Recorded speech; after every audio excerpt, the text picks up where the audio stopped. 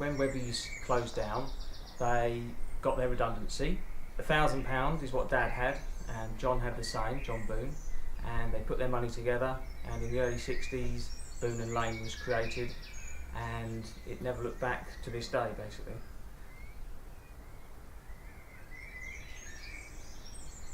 It turned global, they sent work to Australia, America and all over the world.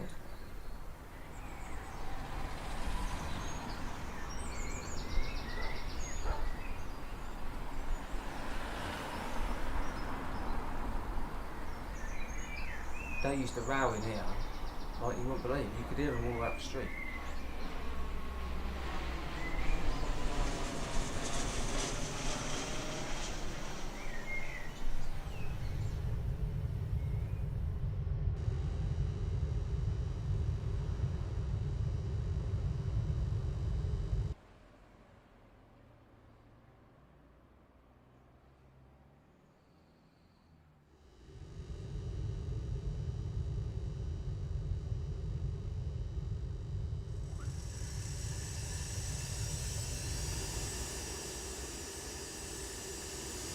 Dunstable's ability to supply straw plat for the boaters enabled Luton to become a stronghold for making hats. And if you make hats, then you're going to need a block maker to help make those hats.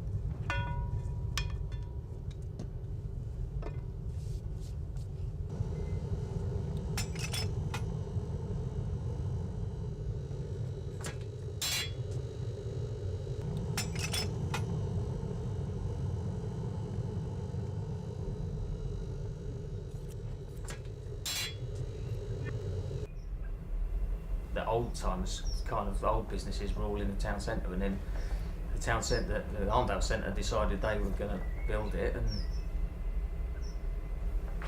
just knocked everything down.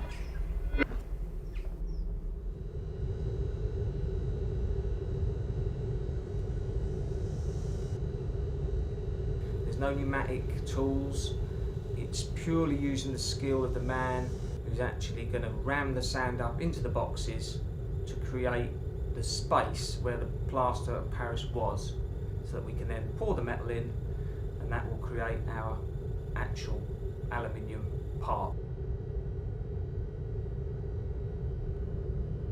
Once we've got a whole floor of components, we then put that through to our fettling area, where all the components are all put together.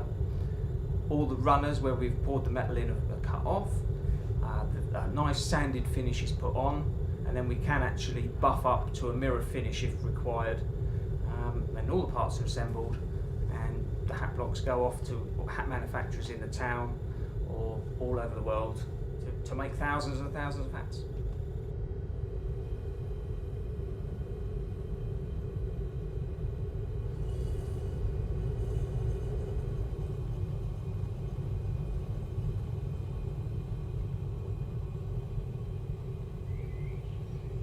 When I turned up in the trade, there were two block makers, but Boone and Lane were always the best.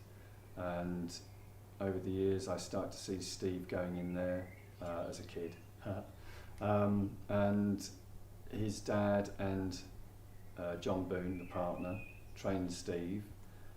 And they continue to be the best block makers in the world. The other block makers aren't as precise. They don't have, just don't have the perfect line, the perfect angle. There could be something wrong. If you went to anybody else and said, I'd like a one-off sculpture, cast in aluminium, polished, etc., etc., it would cost thousands, but Steve and Alan just get on with it. And they make marvellous sculptures or blocks in wood as well, I mean, beautiful pieces. We can make our own shapes by hand, but for continuity it's good to have a block, and the millinery trade have always used blocks, whether they're wood or aluminium. And so they've made this baseball cap, which is brilliant. I left school and came here full-time at 16 and learned the skills in the various departments, so I can work anywhere in the factory, and apprenticed under Mr. Boone to actually learn to create the basic design. I think you can only learn that from a man who's done it over many, many years.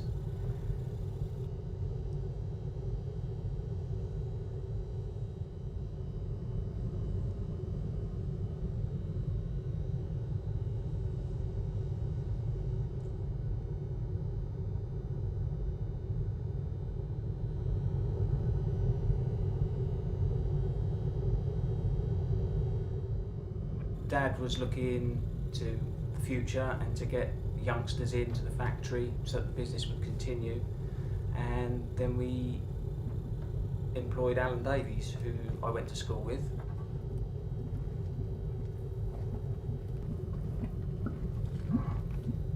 He came and also learned from the old timers, if you like, that were here, and learnt his trade, and is now able to do all the woodwork the same way as I do the plaster work, to create the designs perfectly for the client.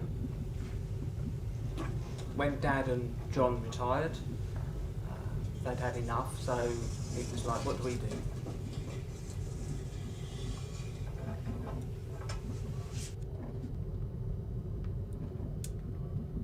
That's about 14 years ago now.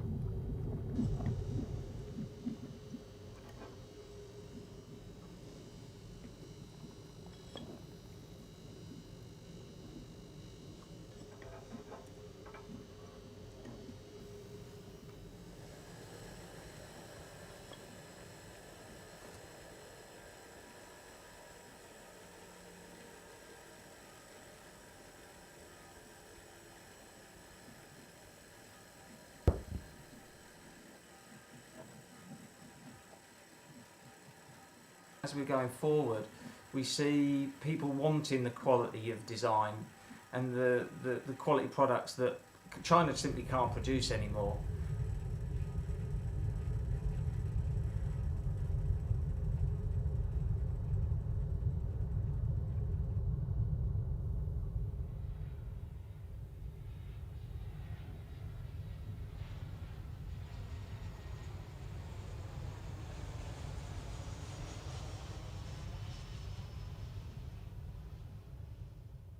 The hat trade in Luton have been using aluminium blocks since about the early 1900s. Making a hat off a wooden block is a lot slower and takes a lot more handwork.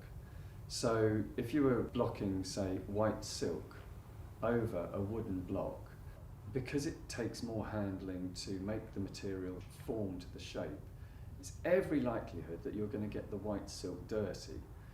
When we block on aluminium, it is a quicker process, we handle it less, and therefore we're not going to get the fabric dirty. So traditionally, years ago, model milliners would frown a little upon the people who made hats using aluminium blocks.